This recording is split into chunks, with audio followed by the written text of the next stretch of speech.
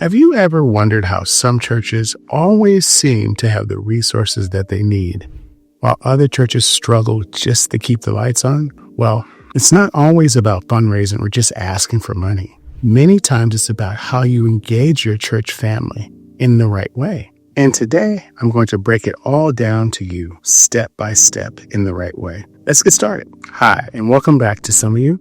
My name is Paul Hosh, and I am the CEO of Nonprofit Fundraising Management, where our mission is to help Black ministries thrive through modern fundraising. And today we're going to talk about real practical steps to help your church increase its generosity towards its community programs. And we want to help you do that without feeling like you're constantly asking your congregation for money. And by the end of this video, you'll know exactly how to do 4 important things. Number 1, identify your key supporters. Those are the ones that are most likely to give. And number 2, build long-term relationships to create long-term generosity. And number 3, make sure your ask feels natural and effective. And number 4, inspire more generosity through impact stories and progress reports. We're also going to take some time to burst some common fundraising myths and take some time to review some real-life examples of some churches and how they transformed their giving strategy. And also stick around to the end for the famed quick quiz. And that's just for fun, so it can help you retain what you've learned and to test what you know.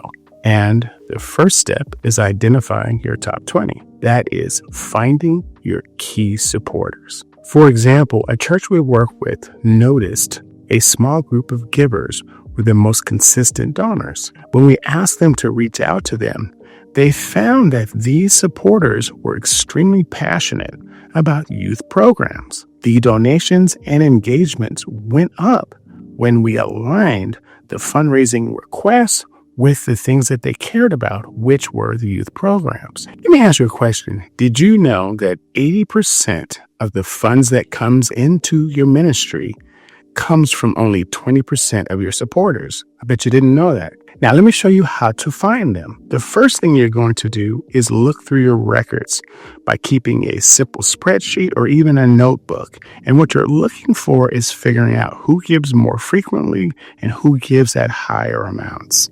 And don't make the mistake of just looking for money. Also look at people who give their time and their leadership. These are key people that you want to engage. And I would suggest using a donor management system to help you find the patterns that you're looking for, as well as to keep records. And talk to ministry leaders. Ask them who are the people who keep stepping up to support the church's initiatives. Also, look for volunteers who also support you openly.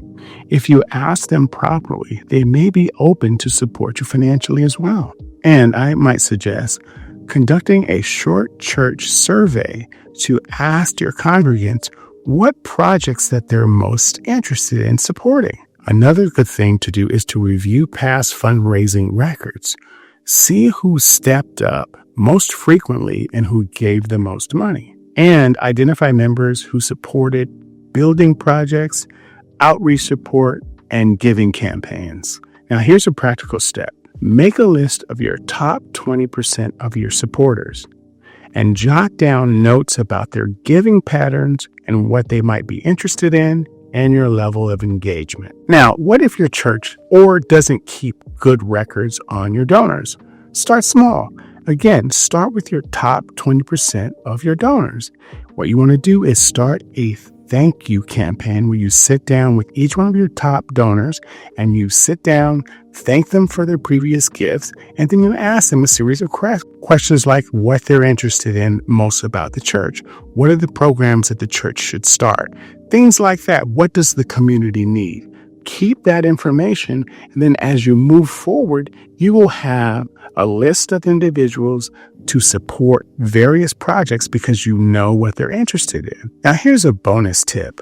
Once you identify your top 20% of your donors, come up with a strategy of how you're going to engage them throughout the year. Remember, too, that 7 times you're supposed to reach out to them. You're supposed to thank a donor 7 times minimum throughout the year. So come up with how you're going to engage them throughout the year. And this is going to both help you in terms of fundraising and help them with the information you're going to be giving them and asking them to support your programs. And the second and big step is to engage and develop your relationships with your supporters. For example, a pastor we work with, we told him to start engaging his top 20% of his donors and just simply have coffee with them, talk with them about life, and talk with them about what the church is doing in terms of community programs. Just simple engagement, checking in with them every once in a while. Guess what happened? Their giving went up, and the pastor didn't even ask them for more money. He was simply engaging with them, keeping them informed on what's happening at the church. Now, let me ask you a question. Would you ask a stranger for a massive favor? Probably not. And would you ask a congregant for a huge gift and you've never really engaged them? Don't do that. Let me show you how to develop the relationship so you can ask for a large gift. Now, here are a few ways of how to connect. And I mentioned before, having a nice chat, a one-on-one chat with one of your congregants, that's a great way to develop a relationship, find out what they're interested in, let them know what you're interested in, and how the church can grow. Another way, a strong way, is to celebrate life milestones like graduations and weddings and birthdays.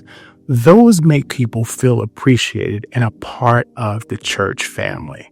Another one of my favorite ways is visiting our supporters in their own environments. So in their homes, at their small businesses, in other situations where you're not in and around church. And so you get to know a fuller side of the individual, and they get to know another side of you, developing and engaging stronger relationships. Another powerful way is sending out personalized communication. This is where you're not sending out generic, sort of wide sweeping direct mail pieces, but you're sending them individual notes and letters specific to them. That's quite powerful. People always open those up and people feel much more connected. I mean, have you ever thrown away a handwritten note? No. But letters, form letters, you put them in the wastebasket. So make it personalized specifically to them. And another powerful way is to hold informal gatherings where you talk about some of the directions that the church might be going in and you're asking for advice. People sometimes open up a lot more when they're outside of the formal walls of the church and you're developing relationships and you're engaging your supporters. Here's a practical step I would like you to take. List 3 of your top donors and reach out to them this week. Send either a thank you note, a phone call, let them know that you appreciate them. And then you come back and tell me what happened. And here is a pro tip. Instead of preaching to your individual congregants when you're sitting down and meeting with them, this should be a 2-way conversation. Invite them to tell their story and why generosity is important to them for a particular program. You'll be amazed at what you learn. You're deepening your relationships with them and they are with you. Now, here's a great bonus tip. Encourage recurring giving by consistently engaging your supporters. The more connected they feel to your programs and your ministry, the more likely they are to become long-term supporters. Here is the important third step, and it's counterintuitive. It's called putting your supporters to work. I remember one time I was at a conference when I was working for another institution. It was all of the fundraisers throughout the nation had come together, as well as the other C-suite individuals. And I was on a panel, and there were 38 schools, and at that year I had raised the most money. And so I was on the panel, and one of the board members from another school asked me why I was so successful, why I was bringing in so much money. And I said to him, I said, it's simple. I put my donors to work. I put them to work. And he looked at me shocked and he's like, what do you mean? I said, well, look at you. You're a board member. You flew all the way here to Chicago I think you're from Denver, and you're invested. You sit on the board. I bet you're one of the number one donors of that school. And you know what? He was. And so what I'm telling you, if you want to increase your supporters' giving, put them to work. Give them projects that they can work on. They become invested, and then all of a sudden they give more money. Now, as I just mentioned, people give more when they feel connected. And when you put somebody to work, they definitely feel connected. So let me show you how to do that. Well, how do we do that? And one way to do that is to have some of your key supporters help you shape the future of your community programs. And that's bringing them down, putting them on a committee, and you guys help decide and develop what the programs might be that year. Another way is to ask them to lead or sponsor a project that they're passionate about. This develops deep connection to the project, and it sort of opens up the door for them to give a little more generously. Another great way is to give them mentor type responsibilities with newer donors.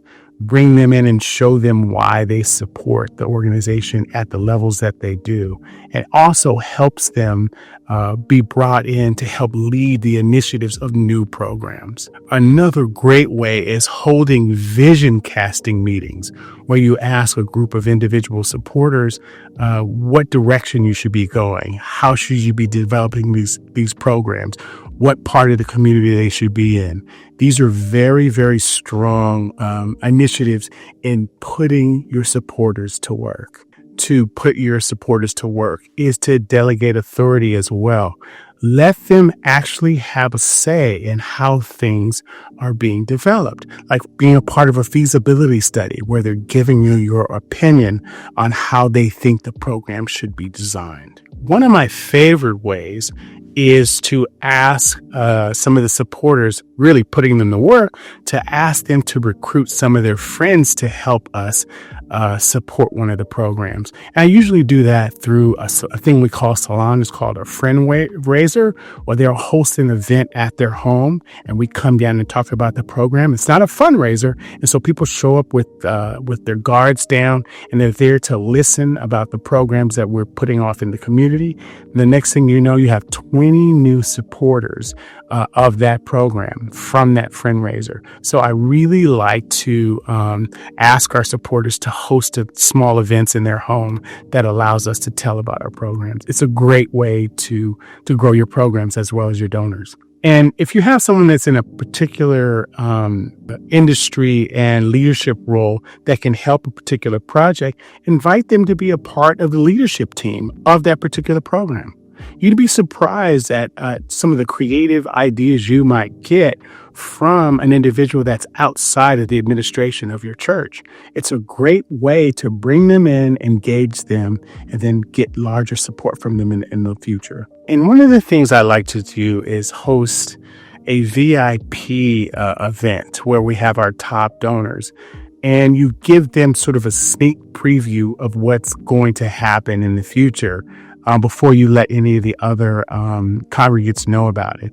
And it's really sort of a special thank you for supporting us, giving us 80% of the funding that we've had. And we sort of want to let you know this is the direction that we're going.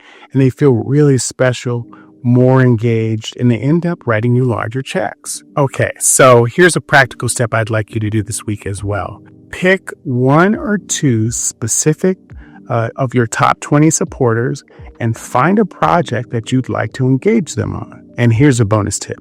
The more someone is engaged in a particular project, the more likely they are to give a large gift. Now, here's a great pro tip.